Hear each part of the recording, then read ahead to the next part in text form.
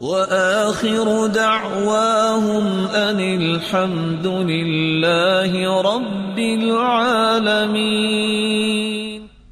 آج ہماری گفتگو کا محور ہوگا تکبر کیا ہے اور اس کی ہولناکیاں کیا ہیں اور اس کے درجات کون سے ہیں اور تکبر کے اسباب کیا ہیں۔ تکبر جس کا مطلب مغرور ہونا ہے، تکبر جس کا مطلب ہے اپنے آپ کو بڑا سمجھنا، غرور اور گمنڈ کرنا۔ تکبر الرجل اپنے آپ کو بلند کرنا، اپنے آپ کو بلند مرتبہ اور بڑا ثابت کرنا۔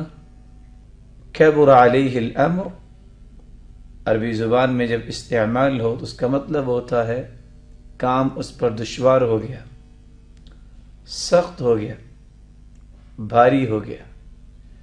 جو شخص تکبر کو اپنا وطیرہ بنا لیتا ہے،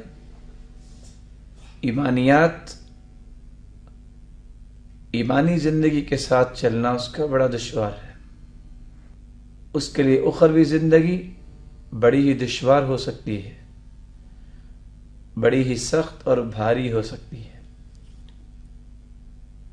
غزالی بیان کرتے ہیں استعظام النفس ورؤیت قدرها فوق قدر الغیر، اپنے نفس کو بڑا ثابت کرنا اور اس کے مقام سے اس کو بلند دکھانا۔ اور بعض علماء نے تکبر کی تعریف کرتے ہوئے فرمایا ہے جہل الانسان بنفسه وانزالها فوق منزلها، انسان اپنے آپ سے جہالت برتے، انسان اپنی حقیقت میں جہل الانسان بنفسه، انسان کا اپنے آپ سے جاہل ہونا، وانزالها فوق منزلها، اور اس کی قدر و منزلت سے اس کو بڑا ثابت کرنا، اس کی قدر و منزلت سے اس کے مقام کو بڑا سمجھنا، یہ تکبر ہے۔ تکبر کی تعریف کرتے ہوئے غزالی کہتے ہیں هو استعظام النفس ورؤیت قدرها فوق قدر الغیر، اپنے نفس کو بڑا تصور کرنا اور اس کو اس کے مقام سے بڑھا دینا۔ اور بعض علماء نے یہ لکھا ہے جہل الانسان بنفسه، انسان اپنے آپ سے جاہل ہو، وانزالها فوق منزلها، اور اس کی قدر و منزلت سے اس کو بڑا سمجھنا، یہ تکبر ہے۔ تکبر جس کے مختلف درجات ہیں، ان یکون الکبر مستقرا فی قلب الانسان، بسا اوقات انسان کے دل میں تکبر ہوتا ہے، ان یظہر الانسان بافعاله من الترفع فی المجالس والتقدم علی الاقران والانکار علی من یقصر فی حقه، اور بسا اوقات انسان اپنے افعال کے ساتھ مجالس کے اندر رفعت کو ثابت کرنا چاہتا ہے اور اپنے ساتھیوں پہ تقدم کو واضح کرنا چاہتا ہے، اور کوئی بھی اس کے حق میں کسی قسم کی کمی کرے تو اس کے انکار میں عجلت کرتا ہے۔ ان یظہر الکبر بلسانه كالدعاوی المفاخرة وتزکیۃ النفس، اور بسا اوقات انسان اپنی زبان سے فخریہ دعوے اور فخریہ کلمات پیش کرتا ہے، یہ ثابت کرنے کے لیے کہ وہ بڑا ہی پاک باز ہے اور وہ بڑا ہی معاشرے کے لیے مہم ہے۔ رسول اللہ صلی اللہ علیہ وآلہ وسلم جو سرتاج رسول ہیں، اللہ مالک الملک ان سے مخاطب ہو کر فرماتے ہیں واخفض جناحك لمن اتبعك من المؤمنين. سرتاج رسول، وہ متبعین جو ایمان لانے والے ہیں ان کے ساتھ تواضع کا برتاؤ کیجیے. تکبر جس کی مذمت کو بیان کرتے ہوئے رسول اللہ صلی اللہ علیہ وآلہ وسلم نے فرمایا تکبر گناہ عظیم ہے.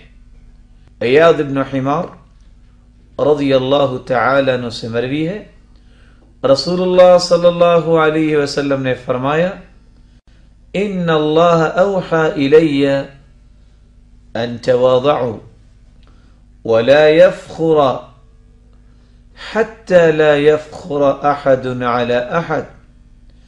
اللہ تعالیٰ نے میری طرف اس بات کی وحی کی ہے کہ تم تواضع کو اختیار کرو، عجز و انکساری کو اختیار کرو، اور کوئی ایک دوسرے پہ فخر نہ کرے. ولا يبغي احد على احد، اور کوئی شخص دوسرے پر بغاوت بھی نہ کرے. بلکہ رسول اللہ صلی اللہ علیہ وآلہ وسلم تو فرماتے ہیں عمرو بن العاص رضی اللہ تعالی عنہ سے مروی ہے ان نوحا لما حضرته الوفاة دعا بنیہ. نوح علیہ السلام جب اس دنیا سے رخصت ہونے لگے انہوں نے اپنے بیٹوں کو بلایا وقال انی آمرکما باثنین وانہاکما عن اثنین. میں تمہیں دو چیزوں کا حکم دیتا ہوں اور دو چیزوں سے تمہیں روکتا ہوں. انہاکم عن الشرک والکبر، میں تمہیں دو چیزوں سے روکتا ہوں، ایک شرک ہے اور دوسرا تکبر ہے. وآمرکما بلا الہ الا اللہ، اور تمہیں دو چیزوں کا حکم دیتا ہوں. پہلی چیز لا الہ الا اللہ فإن السماوات والأرض وما فيهن لو وضعت في كفة الميزان ووضعت لا إله إلا الله في الكفة الأخرى كانت لا إله إلا الله أرجح فيها ولو أن السماوات والأرض كانتا حلقة فوضعت لا إله إلا الله لقسمهما. اگر زمین اور آسمان کو میزان کے ایک پلڑے میں رکھا جائے اور دوسرے پلڑے میں لا الہ الا اللہ کو رکھا جائے تو لا الہ الا اللہ زمین و آسمان سے بھاری ثابت ہوگا. اور فرمایا آمرکما بسبحان اللہ وبحمدہ فإنہا صلاة کل شیء، اور میں تمہیں ان دو چیزوں کا حکم دیتا ہوں، ان میں سبحان اللہ وبحمدہ، ان الفاظ کو دہراؤ. ان دو چیزوں میں سے سبحان اللہ وبحمدہ کا ورد ہے. فإنہا صلاة کل شیء، یہ ہر چیز کی نماز ہے. وبہا یرزق کل شیء، اور انہی کلمات کے ساتھ ہر ایک کو رزق سے نوازا جاتا ہے. اللہ مالک الملک ہمیں بھی اس بات کی توفیق عطا فرمائے کہ ہم بھی شرک سے بچنے والے اور تکبر سے گریزہ رہنے والے ہوں، اور ہر وقت اپنی زبان پہ لا الہ الا اللہ سبحان اللہ وبحمدہ کا ورد جاری کرنے والے ہوں. تکبر بہت بڑا گناہ ہے. قرآن مجید میں اللہ مالک الملک فرماتے ہیں تکبر کرنے سے انسان کے دل پہ مہر لگ جاتی ہے. ارشاد ربانی ہے كذلك يطبع الله على كل قلب متكبر جبار. اسی طرح اللہ تعالی مہر لگاتے ہیں علی کل قلب متکبر، ہر اس شخص کے دل پر جو تکبر کرنے والا ہے اور اپنے آپ کو جابر بنانا چاہتا ہے. رسول اللہ صلی اللہ علیہ وآلہ وسلم نے فرمایا، ابو ہریرہ رضی اللہ تعالی عنہ روایت کرتے ہیں، سیصیب امتی داء الامم الكبر والبطر، سيصيب أمتي داء الأمم الأشر والبطر والتكاثر والتشاحن في الدنيا والتباغض والتحاسد حتى يكون البغي۔ میری امت کو پہلی امتوں کی بیماریاں لگیں گی کہ ان لوگوں کے اندر دین سے ہٹنا، الاشر والبطر، تکبر کرنا اور کثرت کو حاصل کرنے کے لیے مقابلہ کرنا، اور دل میں حسد اور بغض رکھنا، حتیٰ کہ بغاوت پر اتر آئیں گے۔ اللہ ہم سب کو محفوظ فرمائے۔ رسول اللہ صلی اللہ علیہ وآلہ وسلم نے تو یہاں تک فرمایا، اگر معاشرے کے افراد تکبر کو اپنا وتیرہ بنا لیں تو یہ ایک ایسی مہلک بیماری ہے جس سے شریر لوگوں کا نیک لوگوں پہ تسلط ہو جائے گا۔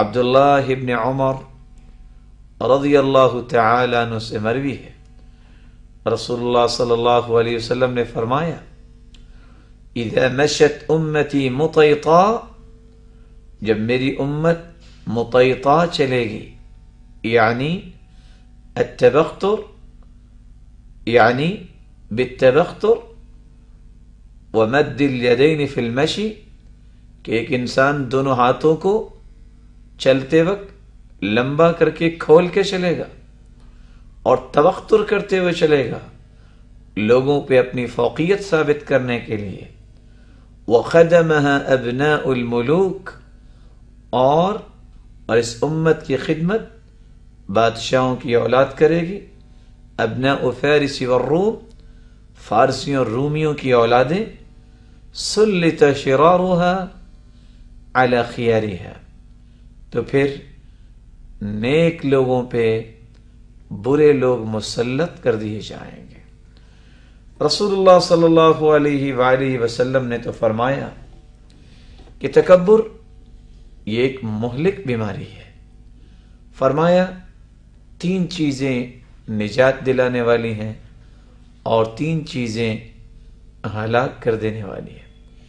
اما المہلکات، رہی وہ 3 چیزیں جو ہلاک کر دینے والی ہیں، فشح مطاع، ایک شخص بخیلی والا ہو اور کہے کہ بالکل ٹھیک ہے اور اسی کی پیروی کرتا ہو، وہوى متبع، ایک شخص اپنی خواہش کا غلام ہے اور پھر اس کی اتباع بھی کرتا ہے، واعجاب المرء بنفسه، اور کوئی آدمی معجب بنفسه ہی ہو کہ میرے جیسا کوئی نہیں ہے۔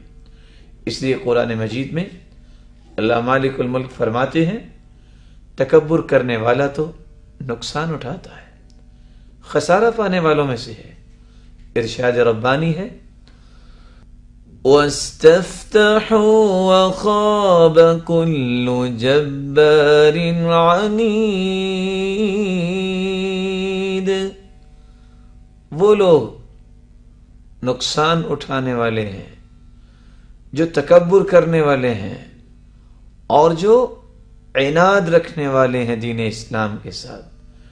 رسول اللہ صلی اللہ علیہ وآلہ وسلم نے تو یہاں تک فرمایا کہ تکبر یہ تو انسان کی بے وقوفی کی علامت ہے۔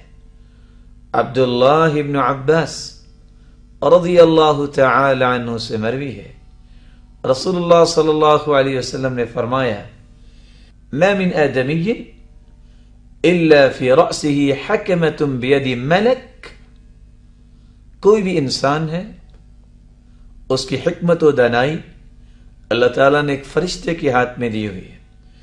فَإِذَا تَوَاضَعَ قِيلَ لِلْمَلَكِ، جب وہ تواضع اختیار کرتا ہے تو فرشتے سے کہا جاتا ہے ارفع حکمتہ او حکمتہ، اس کی حکمت و دانائی اور اس کی لگام کو اٹھا لو۔ وَإِذَا تَكَبَّرَ، اور جب وہ تکبر کرتا ہے، قِيلَ لِلْمَلَكِ دَعْ حِكْمَتَهُ، تو فرشتے سے کہہ دیا جاتا ہے اس کی حکمت و دانائی کو ختم کر دو۔ اللہ مالک الملک سے دعا ہے، اللہ مالک الملک ہمیں تواضع اور عز و انکساری سے نوازے اور ہمیں ہر قسم کے تکبر سے محفوظ فرمائے، تاکہ ہم اللہ تعالیٰ کے انعام یافتہ لوگوں میں شامل ہو سکیں۔ وآخر دعوانا ان الحمد للہ رب العالمین۔